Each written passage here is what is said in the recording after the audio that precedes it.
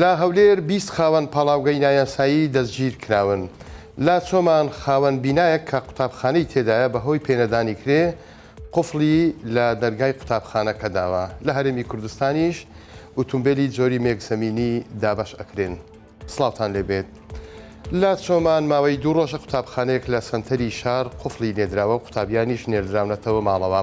هۆکاری داخستنەکەشی ئەوێ بیناکە موڵکی هاوڵاتیەکە و بە کرێی داویەتە پەروەردا، بەڵام پەروەردا کرەی پێنەداوە. ئەویش وتویەتی یان دەبێت لێم بکڕن یاخۆت چۆڵی بکەن. هەر بۆیە قوفڵێکی گەورەی لە دەرگای قوتابخانەکە داوە. قوتابیان 2 ڕۆژە دەستنە بەردەم قوتابخانەکەیان، بەڵام کاتێک کە بینن قوفڵی لێدراوە ئەگەڕێنەوە ماڵەوە.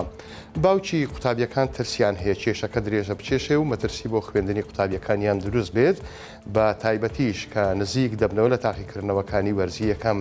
بەڵام بە وتەی ئەحمەد بارزان عەلیکۆ قایمقامی قەزای چۆمان کە بۆ 1964 قسەی کردووە، تەواوی ڕێکارە ئیداریەکانیان بۆ کڕینەوەی بیناکە تەواو کردووە. تەنیا ئەوەی ماوە لە ئەنجومەنی وەزیرانەوە واژۆ بکرێت بۆ ئەوەی پارەی کڕینی بیناکە خەرز بکرێت و لە نزیکترین کاتدا کێشەکە چارەسەرە بێت.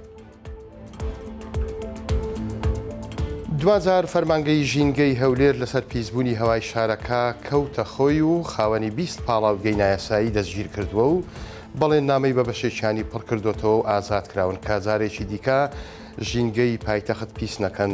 دڵشاد حوسێن هیرانی بەڕێوەبەری فەرمانگەی ژینگەی هەولێر بە 1964 ڕاگەیان دەستگیرکردنی و خاوەن پاڵاودگانە دوایی ئەو مۆڵەتە دێت کە بەڕێوەبەرایەتیەکەیان پێیدا بوون بۆ ئەوەی کەم و کوڕی و کێشە و گرفتەکانیان چارەسەر بکەن، بەڵام بەشێکیان فەرامۆشیان کرد بۆیە دەستگیرکران.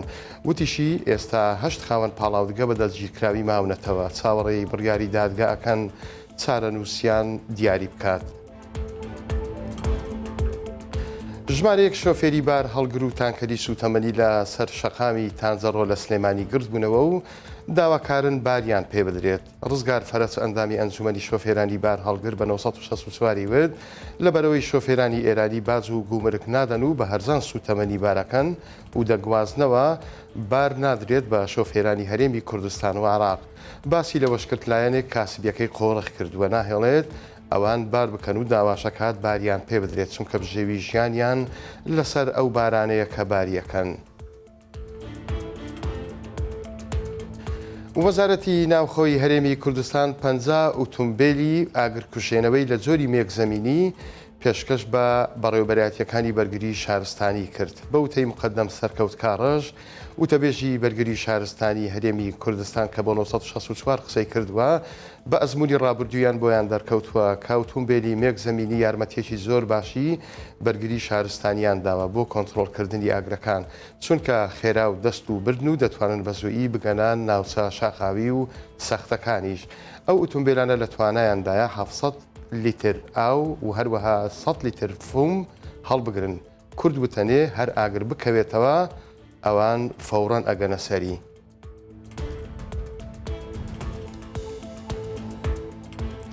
لە هەرێمی کوردستان پشووی سەری ساڵ ڕاگەیاندرا، بەڵام ئەزانن چەند ڕۆژە بەپێی ئەو ڕاگەیاندراوەی کە حکوومەتی هەرێمی کوردستان کەمێک پێش ئێستا بڵاوی کردوتەوە، پشووی فەرمی بۆ جەژنەکانی سەری ساڵ 11 ڕۆژە.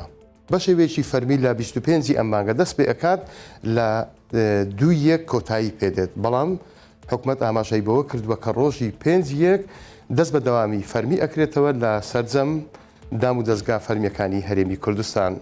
بەڕێزان هەواڵەکانم بۆ خوێندنەوە کاتێکی خۆش بۆ هەموو لایەکتان و خواتان لەگەڵ.